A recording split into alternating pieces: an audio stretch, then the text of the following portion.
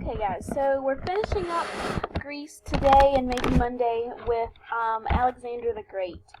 And the video you just watched is a young 10-year-old Alexander taming his favorite horse named Bucephalus. And if you want to read more about that, there's stuff all over the internet about the most famous horse of the ancient world.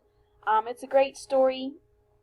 The movie that was from is called Alexander, and I think it was made in the early 2000s. You saw Angelina Jolie, and I mean, it's a decent movie, definitely not as historically accurate as it could be, but it's still fun to watch, so that's why we watch it. Okay, so let's talk about Alexander the Great. So, in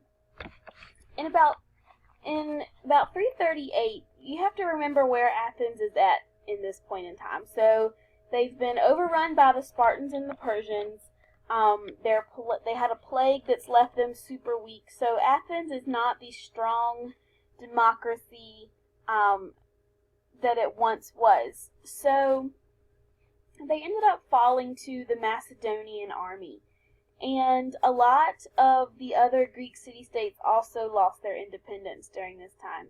And this falling to the Macedonian army started a new age where Greek culture spread literally all over the discovered world. And when I say discovered world, I mean pretty much everywhere except the Americas. So let's talk about how exactly that happened. So most Greeks saw the kingdom of Macedonia. Let me show you exactly where Macedonia is.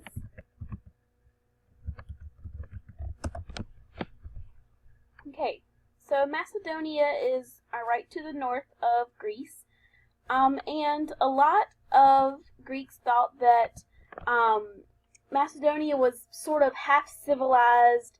They were backwards. They didn't live like the Greeks lived. So, basically what that looked like, it wasn't like they were, cannibals or anything. It was that they didn't live in clustered cities like the Greeks did. So they lived more in the villages that we saw right around the time of the Neolithic Revolution, those small farming villages.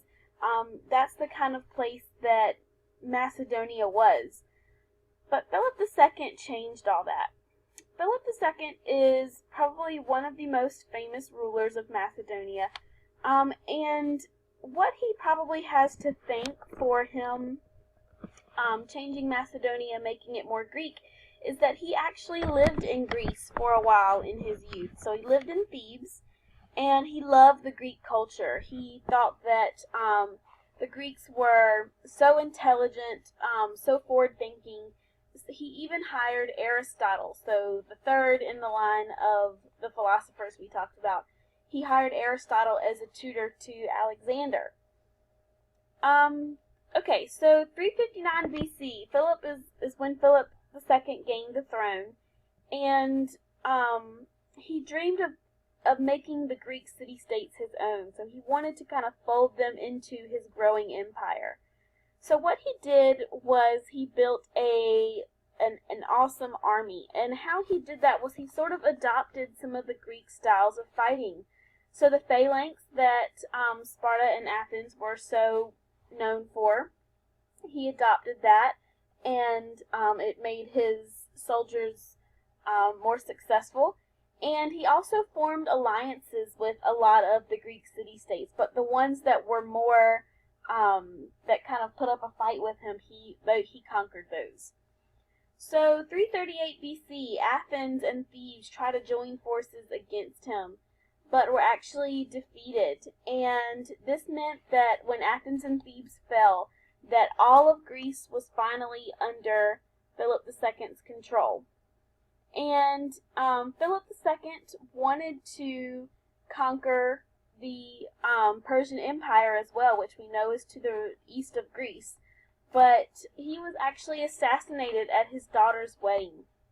He was stabbed in the back between the ribs by one of his own bodyguards. And I'll let you look up that story if you want to, kind of, not for PG eyes. So, Let's see what's next. Okay, so with Philip II having been assassinated, Alexander is the next in line for the throne. So at 20 years old, Alexander is able to reign over Macedonia, and he shared his father's interests in expanding the empire. So he began organizing his forces to conquer Persia. Finally, in 334, so about 2 years after he takes over the throne, he has enough ships to cross the Dardanelles Strait. So what's going on in Persia at this time is Darius III, who is obviously of the lineage of Darius I, the king of Persia that we talked about when we talked about conflicts in Greece. He was weak, and a lot of the provinces were in rebellion against him. So the empire was still